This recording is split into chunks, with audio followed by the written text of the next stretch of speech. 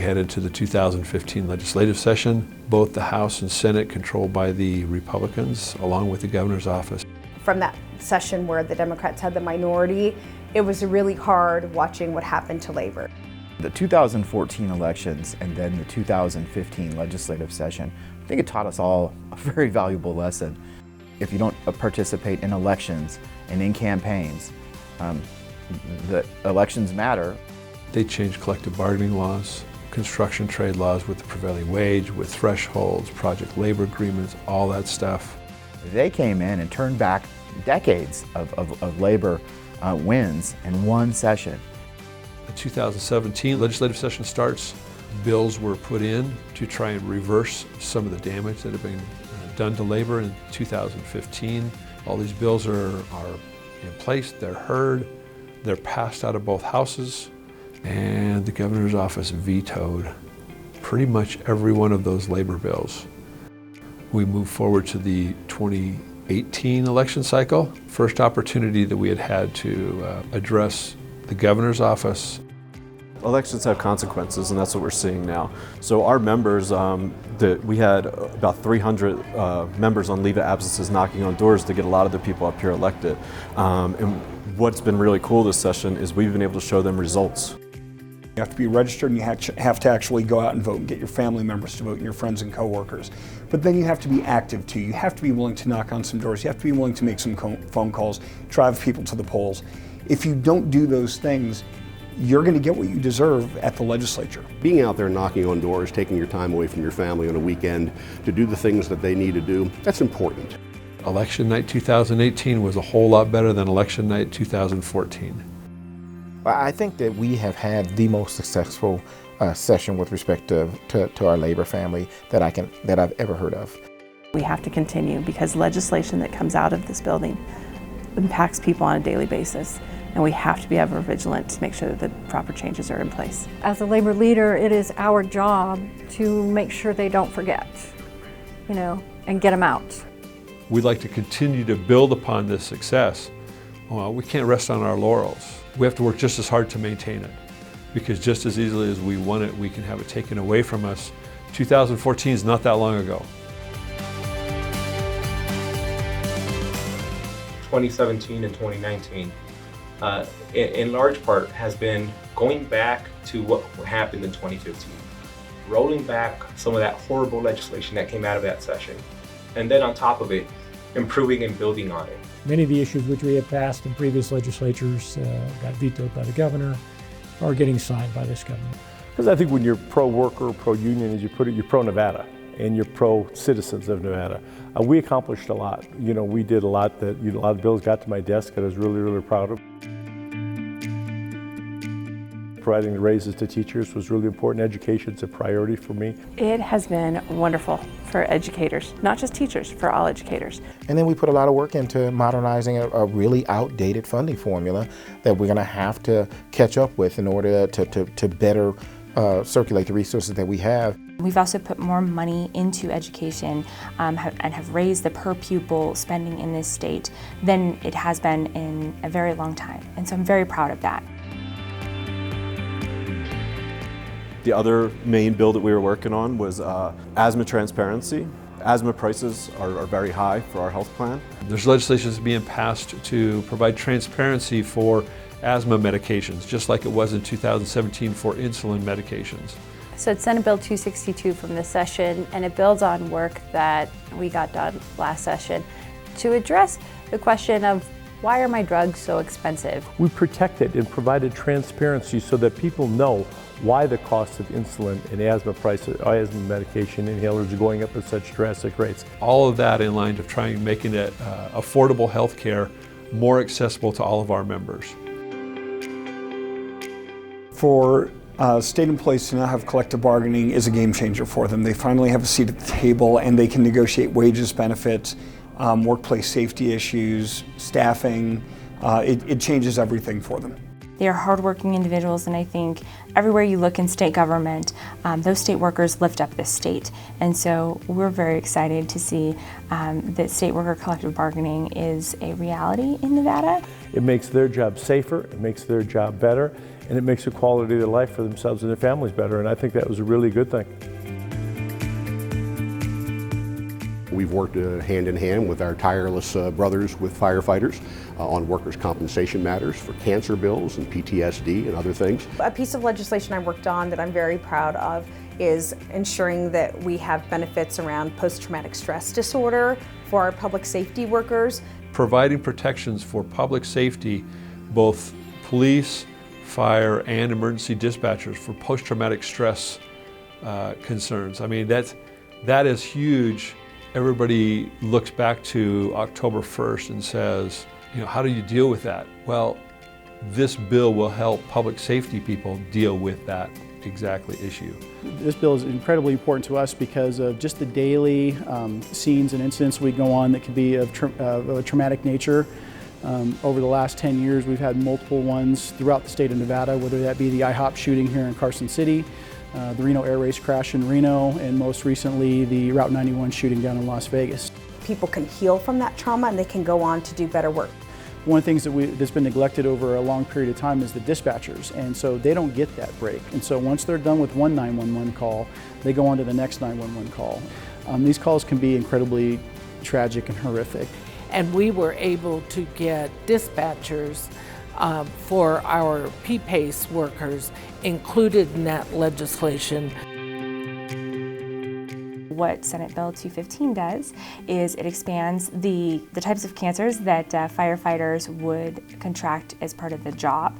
And so, you know, for example, we heard that the female firefighters, because they weren't covered in statute for breast cancer or ovarian cancer or uterine cancer, that they were having a hard time finding coverage. This is huge for us. By getting this lifetime coverage for people who serve 20 years or more, it sets the standard for the whole United States. I can't think of anywhere else that we have that coverage right now. Being able to increase the prevailing wage back to 100% on school projects, being able to lower the thresholds from $250,000 down to $100,000 for prevailing wage projects, opening up the opportunity for developers or contractors to use prevailing or project labor agreements.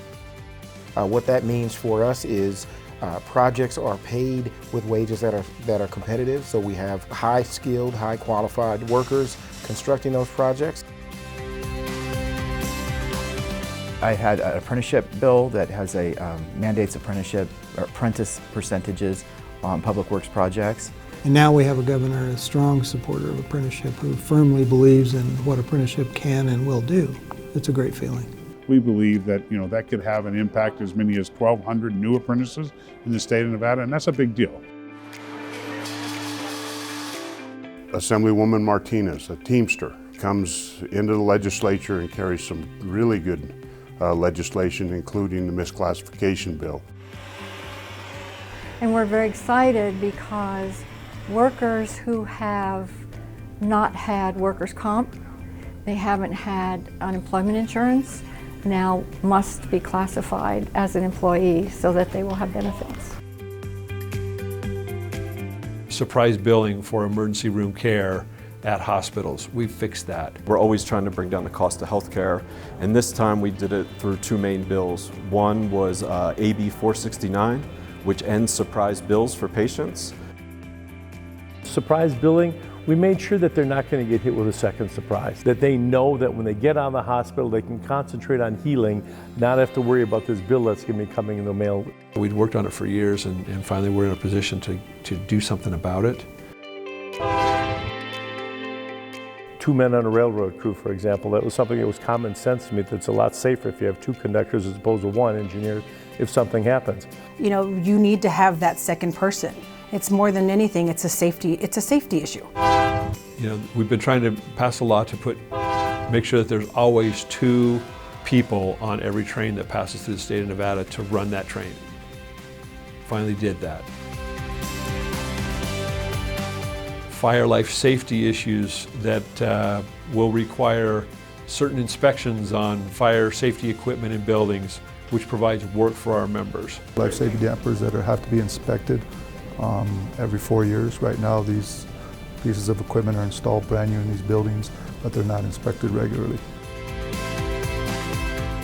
It is the criminal enhancement penalty that basically says if you harm the families, defined as spouses or children of first responders, you may have up to 20 years additional sentencing. Well, we also have SB 242. That was sponsored by Majority Leader Cannizzaro, and it's what we call the Peace Officer Bill of Rights bill, to know that the rights of peace officers are validated, that they're embraced, because there's a recognition, at least through those ways, that what these men and women do each and every day to put their lives on the line for all of us are appreciated. Assemblywoman Monroe Moreno has tried to get rid of private prisons for a long time, and we finally succeeded this year. For our corrections officers, that is an incredible level of protection, because the private prison industry doesn't pay, you don't get health care, you don't get retirement. So those are the kind of victories that we have for our workers in this session. When they came to me with an idea to protect Nevada jobs, I was happy to carry that idea. We're addressing an issue of outsourcing, so taking Nevada jobs and moving them out of the country. If they want to close down call centers with our Nevada workers and send them overseas, now they got a little bit of a problem. And this bill has made it a little bit more difficult for large businesses to have to think, do we want to close down call centers and send them overseas? Senate Bill 298 changes it so that you must provide health insurance to workers here in the state of Nevada, and that you can't say that you offer them health insurance and then count that dollar amount towards the wage that you pay them. It effectively gives all workers in the state of Nevada working on solar power projects, utility scale projects, it gives them a raise.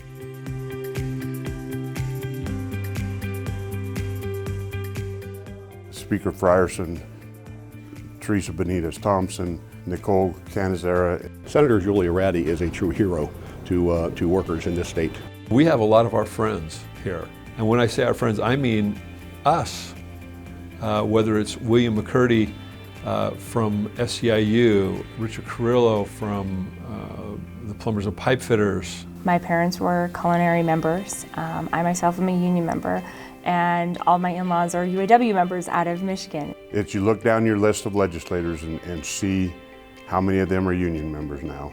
Skip Daly's here at the legislature from laborers. Assemblywoman Maggie Carlton from the Culinary Union also. Well, I'm a member of the IBW to this day, and I understand it. My membership in a union is what allowed me to enter the middle class. Senator Joyce Woodhouse was a teacher for years. Senator Marilyn Dondero Loop, former teacher. She's been a champion for labor always. When she was in the Assembly, she was a champion for labor. And in the Senate, the same. Assemblywoman Brittany Miller is a current teacher. We have Selena Torres. She's also a teacher in Clark County. Assemblywoman Danielle Monroe Moreno, a former corrections officer. I know Susie Martinez with the Teamsters. Susie is a member of Teamsters 986. B. Duran with Culinary. I'm a retired union member, Operating Engineers Local 3. Of course, Ivana Cancella is always a fighter for our hard-working union folks. We also have Senator David Parks from SEIU, and Senator James Orenshaw has been a member of SEIU. We had the individuals who were here that were willing to have the political courage to make sure that we give hardworking men and women the respect and pay that they need. There have been many good labor bills that haven't made the headlines that are still very important and have a positive impact on our members. All these different things, they create jobs. It's job creation, it's safety, it's health care. So I applaud our elected officials, our state assembly, our state senate, our governor for signing these bills, because this was something that's going to be a game changer as an investment into working people here in Nevada. It is so important that everybody get involved, everybody understand that their hard work during election time, it does pay off. Things are looking good in Nevada. Things are looking good. I'm very optimistic. At the same time, we need to be vigilant. You need to continue to elect people that are going to support what benefits working men and women.